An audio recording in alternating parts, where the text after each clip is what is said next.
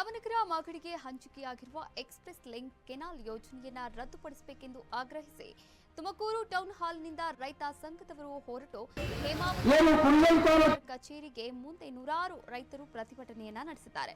ರೈತ ಸಂಘದ ಜಿಲ್ಲಾಧ್ಯಕ್ಷ ಗೋವಿಂದರಾಜು ಅವರು ರಾಮನಗರ ಮಾಗಡಿಗೆ ಹಂಚಿಕೆಯಾಗಿರುವ ನೀರನ್ನ ನಾಲೆಯ ಮೂಲಕವೇ ತೆಗೆದುಕೊಂಡು ಹೋಗಬೇಕು, ಎಕ್ಸ್‌ಪ್ರೆಸ್ ಲಿಂಕ್ ಕಾಮಗಾರಿಯನ್ನ ತಕ್ಷಣವೇ ನಿಲ್ಲಿಸಬೇಕೆಂದು ಮನವಿಯನ್ನ ಮಾಡಿದ್ರು. ತುಮಕೂರು ಜಿಲ್ಲೆಗೆ ಹಂಚಿಕೆಯಾಗಿರುವ 24 ಟಿಎಂಸಿ ನೀರು ನಮಗೆ ಬೇಕು, ನಮ್ಮ ನೀರನ್ನ ರಾಮನಗರ ಮಾಗಡಿಗೆ ಬಿಡುವುದಿಲ್ಲ. ಇನ್ನು ತುಮಕೂರು ಜಿಲ್ಲೆ ಬರಗಾಲದ ಪರಿಸ್ಥಿತಿಯಲ್ಲಿದೆ, ರೈತರು ಬೆಳೆದ ಬೆಳೆಗಳು ಒಣಗುತ್ತಿವೆ.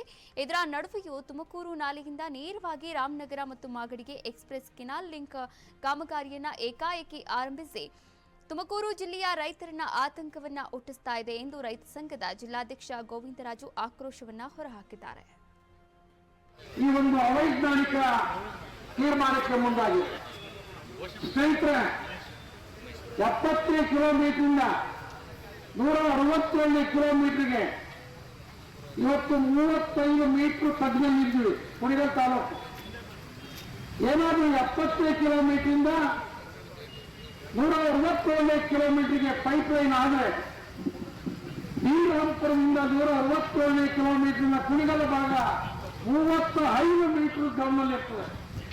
ಅವ್ರು ಹೇಳ್ತಾರೆ ಆ ಒಂದು 10 ಅಡಿ ವ್ಯಾಸದ ಪೈಪ್ನಲ್ಲಿ ಇವತ್ತು ಒಂದು ಕಾರು ಸರಾಗವಾಗಿ ಓಡಾಡಬಹುದು.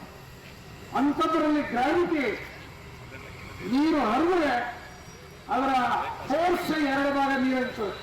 ಹಾಗಾಗಿ ಸುಮಾರು 800 ಕ್ಯೂಸೆಕ್ಸ್ ನೀರು ಸರಾಗವಾಗಿ ಹರಿದೋಗ್ತಕ್ಕಂಥ ಸಾಧ್ಯತೆ ಇದೆ. ಇದರಿಂದ ಆಗ್ತಕ್ಕಂಥ ಅಪಾಯ ಏನು ಅಂದ್ರೆ ಇವತ್ತು 70 ಕಿಲೋಮೀಟರ್ನ ಮುಂಭಾಗ ಇರ್ತಕ್ಕಂಥ ಇದಾಗಿತ್ತು ಈ ಕ್ಷಣದ ಅಪ್ಡೇಟ್ಸ್.